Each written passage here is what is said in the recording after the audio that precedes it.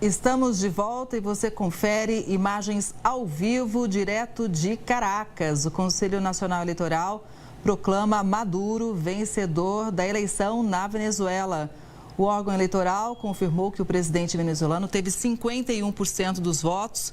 A campanha de Edmundo González, principal adversário do chavista, diz ter obtido 70%. A gente tem acompanhado aqui na Record News a preocupação de países como os Estados Unidos, Chile e Peru, que contestam os dados oficiais ou, pelo menos, pedem que seja feita uma auditoria com maior transparência, né? Então, veja que neste momento agora, realmente o Conselho proclama Nicolás Maduro como presidente, consolidando, então, mais essa vitória de Maduro. Agora, muito se questionava se o chavismo, né, iria perder espaço depois de 25 anos no poder, mas realmente isso não aconteceu. Aqui no estúdio comigo está o Jonathan Mazini, que também soma a essa cobertura. Jonathan, boa tarde. Oi, Kelly, boa tarde para você, boa tarde a todos que nos acompanham. A gente está acompanhando, então, a oficialização de Nicolás Maduro como presidente reeleito na Venezuela. Mais uma vez, eleições questionadas pelos opositores e também pela comunidade internacional, uma vez que Maduro sempre foi suspeito de fraudar o sistema eleitoral para se perpetuar no poder. Mas o que a gente acompanha, então, é o órgão declarando que Maduro, sim, foi reeleito, foi o preferido entre os eleitores e, por isso, merece continuar por mais 6 anos no poder. Importante dizer, inclusive, que mais cedo nós acompanhamos protestos em cidades da Venezuela, principalmente na capital Caracas, um panelaço por parte de moradores insatisfeitos com essa vitória de Maduro, uma vez que não acreditam de que as eleições tenham sido transparentes e que, de fato, sejam levem para essa vitória de Maduro mais uma vez. Pois é, quem chega aqui também para somar nessa cobertura é mais um momento histórico, é o Vladimir Feijó, que é analista internacional, também professor de Direito Internacional e professor da Uni Arnaldo de Belo Horizonte. Professor, boa tarde, seja muito bem-vindo. Como o senhor avalia, né, já o Conselho Nacional proclamando Nicolás Maduro como presidente e a gente transmitindo ao vivo?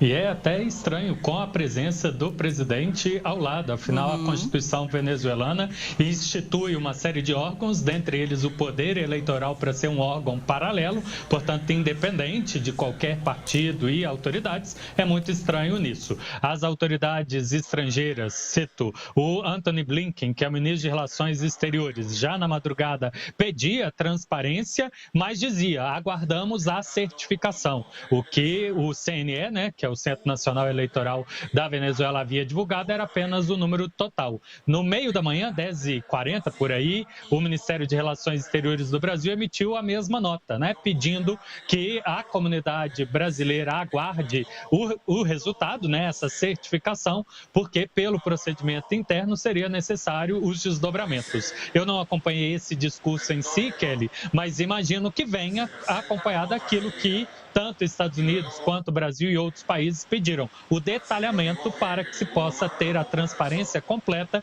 e fazer a auditoria, sessão por sessão, pelo menos naquilo que a legislação deles estabelece, para ter o mínimo de possibilidade de responder se a eleição foi lícita ou não lícita. Outras autoridades que já se posicionaram fizeram por perspectiva pessoal, né? Mas institucionalmente, pelo menos tem que aguardar esse processo que agora acaba com a certificação.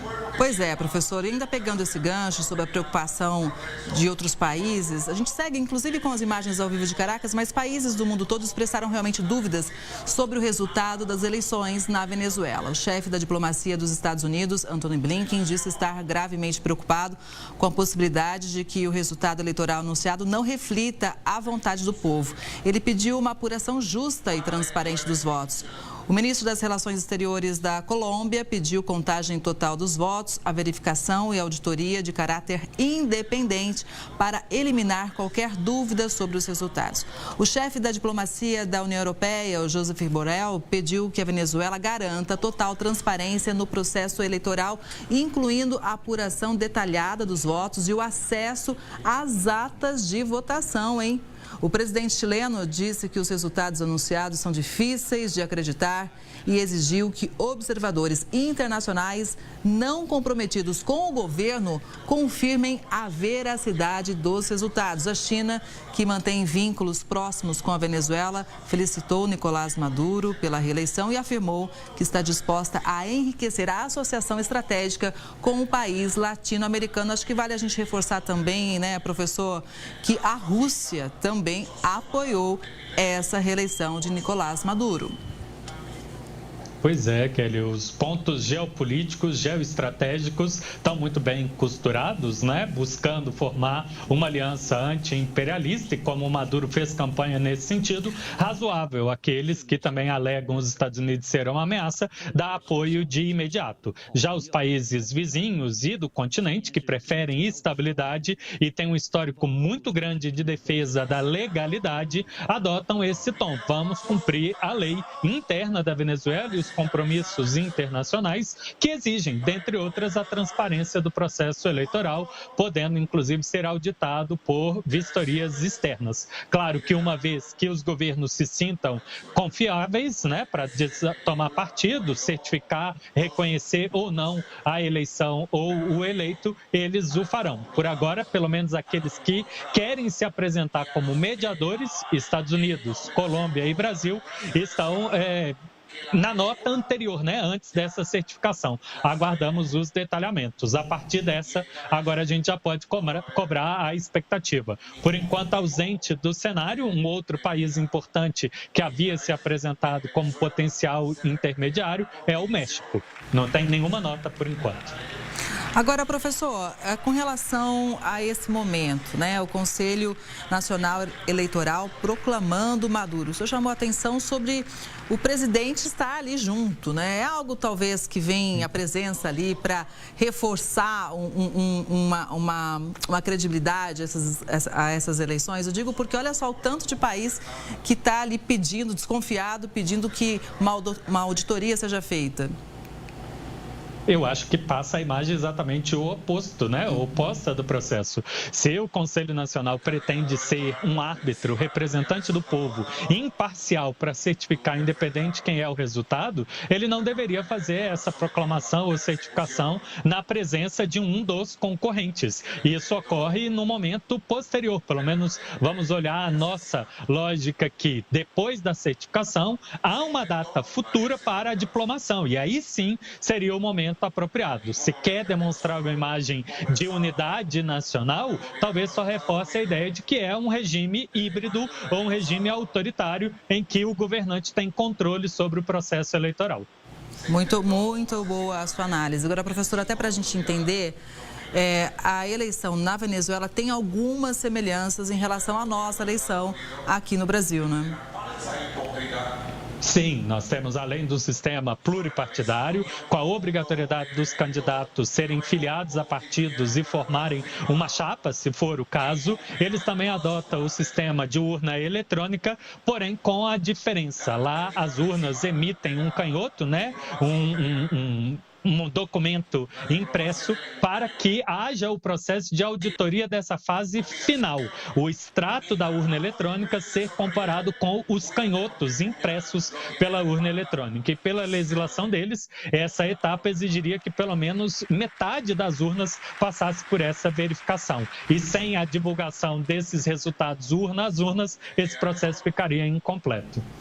Pois é, e claro que essa vitória está sendo contestada pela oposição que inclusive alega pouca transparência e falta de atas, professor. Então, veja como realmente existe toda uma insegurança em relação a essas eleições, a apuração, né? Porque, afinal de contas, hoje mais cedo, já tinha sido informada a vitória de Maduro com 51,2% dos votos, com 80% das urnas apuradas.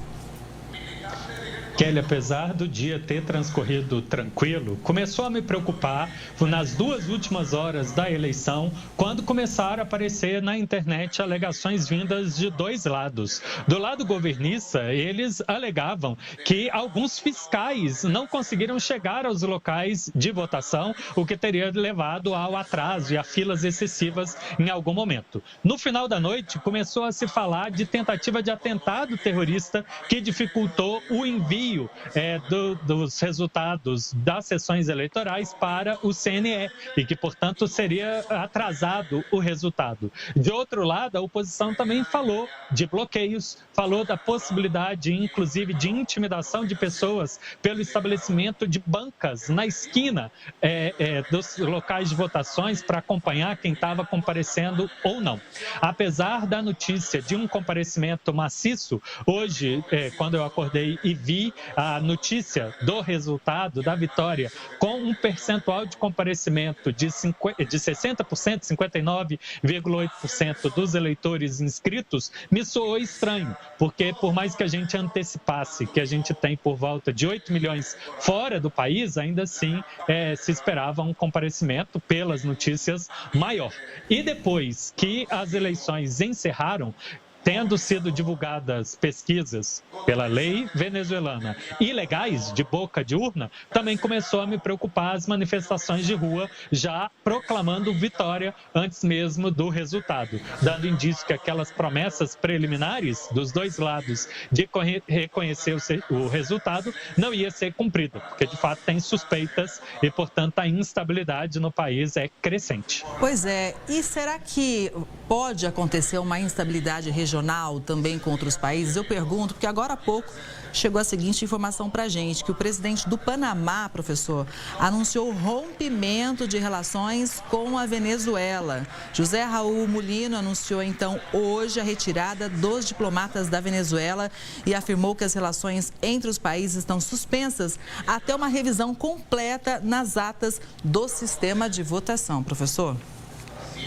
É uma ferramenta de pressão. Eu não sei se o presidente Nicolás Maduro fez alguma fala pesada contra o sistema ou contra a presidência do Panamá. O fez em relação ao Brasil, o TSE e a Presidência da República optaram por manter o clima, de espaço para mediação, mas certamente os países vizinhos temem uma instabilidade que possa causar uma leva de novas migrações. Especificamente estão preocupados Brasil e Colômbia, que têm as maiores fronteiras com esse país, a não contar também a questão da Guiana, com toda aquela disputa de Essequibo, mas o fluxo migratório deve ser pequeno pela questão da ausência, Bem, o que eu quis dizer é que a comunidade internacional usa as suas ferramentas de pressão. E a demonstração de descontentamento com o regime é essa. Não há confiabilidade dos meios de comunicação, não há confiabilidade perante o governo e, portanto, podemos suspender relações diplomáticas. O caso do Panamá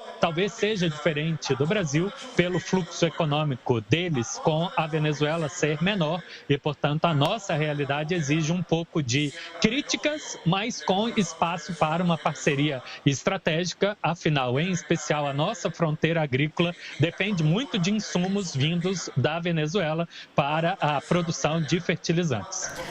Ainda analisando essa questão regional, professor, em nota, os governos do Paraguai, Argentina, Costa Rica, Equador, Guatemala, Panamá, Peru, República Dominicana e Uruguai pediram uma reunião urgente ao Conselho Permanente da Organização dos Estados Americanos hoje.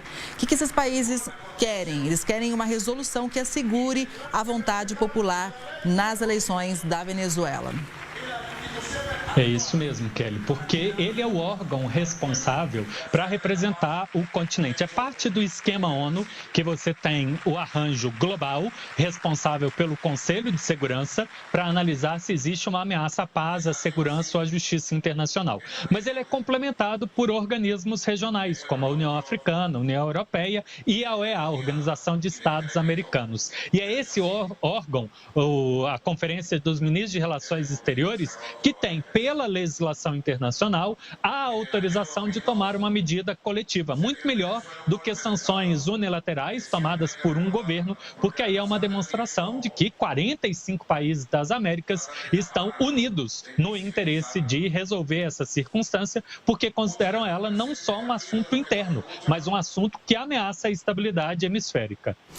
Já em relação ao Brasil, acho que vale a gente destacar aqui, numa nota divulgada pelo Ministério das Relações Exteriores, o governo brasileiro afirmou hoje, dia 29, que acompanha com atenção o processo de apuração das eleições presidenciais da Venezuela. O governo saudou o caráter pacífico da jornada eleitoral, mas afirmou que aguarda realmente a publicação dos dados, inclusive que devem ser divulgados pelo Conselho Nacional Eleitoral. Como o senhor vê essa posição do Brasil? Segue aquela linha da neutralidade, até porque a gente sabe da importância do Brasil para o equilíbrio, para o bom relacionamento dos países aqui nas Américas?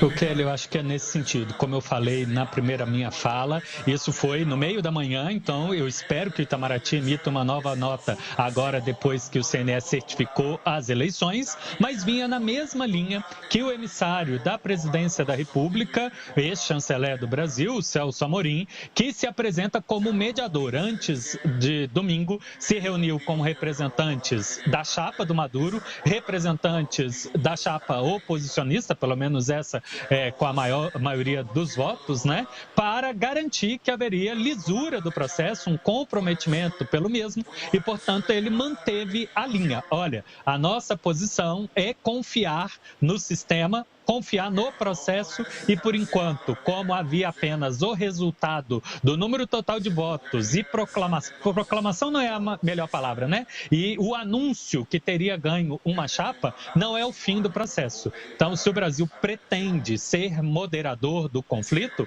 é uma nota coerente, porque pelo menos diz, olha, eu estou aqui sem dizer quem ganhou, quem perdeu, porque eu aguardo o término do processo eleitoral que exige, né, a certificação. Algo que ainda está acontecendo, né? A gente acompanha essa que parece agora ser já um grande discurso do Maduro durante esse processo, tomando primazia em vez do CNE, quem deveria fazer. Então, agora, a depender da próxima nota, eu posso tomar uma outra postura. Por agora, Kelly, é isso. Talvez seja na linha do histórico do Itamaraty de dizer que a gente não interfere no processo, mas que se apresenta como um mediador sempre que solicitado. E como houve esse aceite, a gente ficaria imparcial, a gente Brasil, né? Imparcial, aguardando pelo menos a divulgação total dos resultados. Lembrando que, como eu disse, foi na mesma linha da fala do Blinken, né? Que é preciso ter a divulgação total, urna por urna, antes que possa haver o certificado da eleição.